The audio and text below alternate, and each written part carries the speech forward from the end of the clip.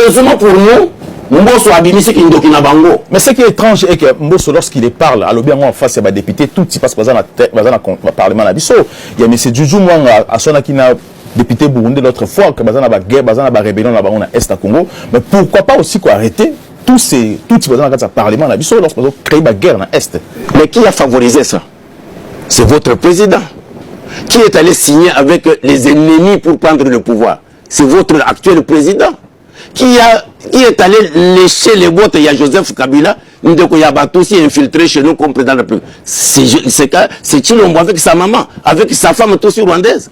Maintenant que maintenant le Parlement, par l'institution, Mbosso, vous dit que notre président a trahi la République. Vous savez ce qu'on fait?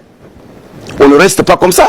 On crée une cour martiale parce que nous sommes en état de guerre. Il a fait cette déclaration pendant que le pays est en guerre avec le Rwanda de Kagame et le fils de Muhoozi, le général Muhoozi, qui est le fils de Museveni, qui est préparé pour être le président de l'Ouganda par son père. Il vous dit que celui qui touche à notre frère Tutsi Kagame, il a touché à l'Ouganda.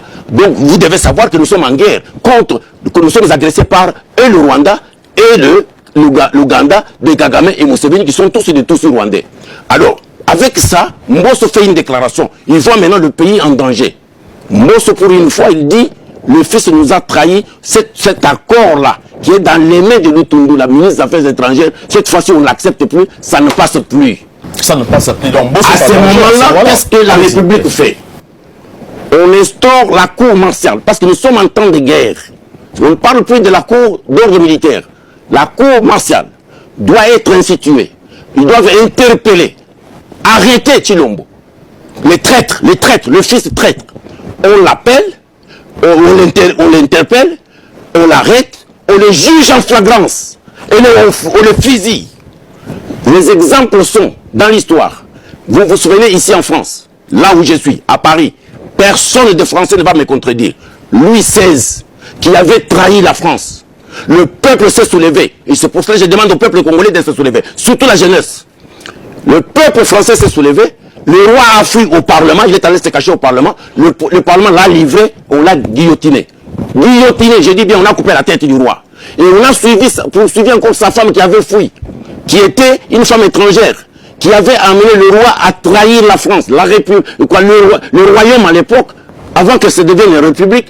Et on a poursuivi la femme, on a guillotiné aussi la femme. Et vous savez que Chilombo a une femme étrangère, une femme tous rwandaise, qui a vécu à Londres, connu des services, qui a vécu en Belgique, connu des services, ce n'est pas des choses à blaguer avec.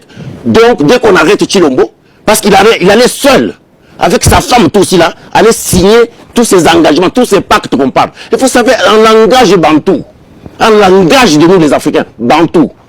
Pacte que Mbosso dit, mais c'est trop grave, ce n'est plus des accords. Ça veut dire que ce sont des pactes de sang. Félix Chilombo a commis vampire. Dans le président.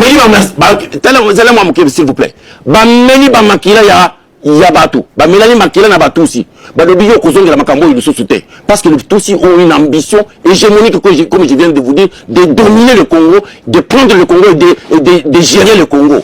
Donc Chilombo a commis vampire. Akeye pa Kagame bameli makila na mwasi na yewan. Bakeye pa ya Museveni bameli makila na bande kuna ya batusi. Sikoyo Chilombo aye kutana biso comme ça à trahir Mboka. Et le Parlement vient de le reconnaître. Alors moi je demande à la cour martiale de saisir de Chilombo et de le juger en flagrance et de le fusiller, lui et sa femme.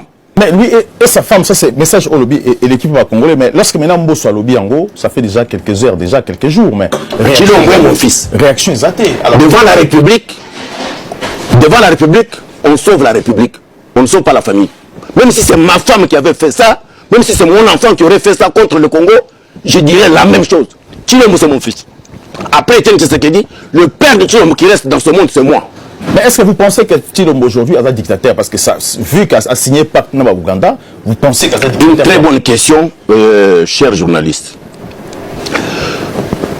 Un président de la République, dans un pays où il y a des institutions de la République qui fonctionnent, je parle à partir de Paris, de France. La France, c'est un modèle de la démocratie. Je veux que les officiels français me contredisent. Macron va aller signer des contrats de pacte, comme Mbosso dit, président du Parlement français, sans passer par le Parlement. Son ministre des Affaires étrangères appelle le président du Parlement. Il dit, j'ai encore un autre accord ici. La France est déjà en guerre. J'ai encore un autre accord ici. Venez prendre pour que nous collections au Parlement. Dans un pays démocratique. Pour favoriser les Alors, quand on fait ça, c'est pire que la dictature. Chilombo est devenu pire que Mobutu. Mais moi et son père, pourquoi nous avons combattu Mobutu alors?